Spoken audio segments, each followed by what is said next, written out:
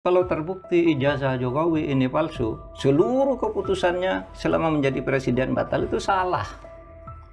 Pakar Hukum Tata Negara Mahfud MD angkat bicara mengenai keputusan Joko Widodo sebagai Presiden Republik Indonesia ke-7 saat dirinya menjabat adalah sah.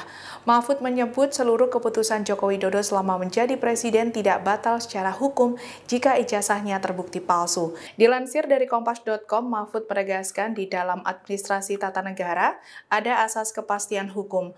Mahfud membantah mengenai anggapan yang menyebut jika nantinya ijazah Jokowi terbukti palsu, maka seluruh keputusannya selama menjadi presiden dianggap batal. Terkait hal ini, Mahfud dengan tegas membantah adanya anggapan tersebut. Mahfud menambahkan keputusan hukum yang dimaksud yakni keputusan yang telah dikeluarkan secara sah, tetap mengikat dan tidak dapat dibatalkan. Mahfud juga menegaskan jika ijazah adalah palsu, maka Jokowi tidak dapat memenuhi syarat saat mencalonkan diri sebagai presiden di Komisi Pemilihan Umum atau KPU RI. Namun diketahui pada setiap keputusan Jokowi selama menjadi presiden tetaplah sah. Mahfud lantas mencontohkan langkah Soekarno saat melawan penjajah Belanda yang sejatinya melanggar konstitusi hingga akhirnya dianggap sah. Kalau terbukti ijazah Jokowi ini palsu, seluruh keputusannya selama menjadi presiden batal, itu salah. Kalau di dalam hukum tata negara tidak begitu, di dalam hukum administrasi tata negara tidak begitu.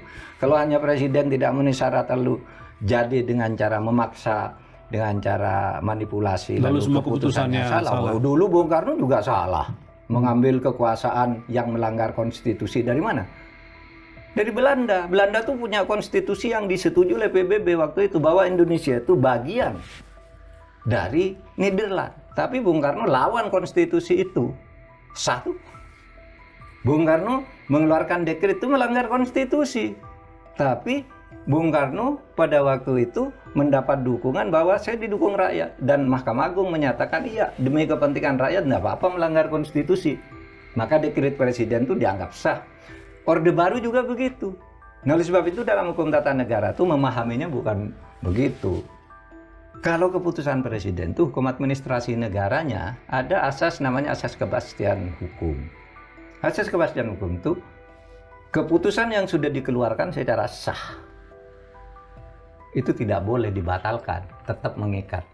Download Tribun X sekarang, menghadirkan lokal menjadi Indonesia.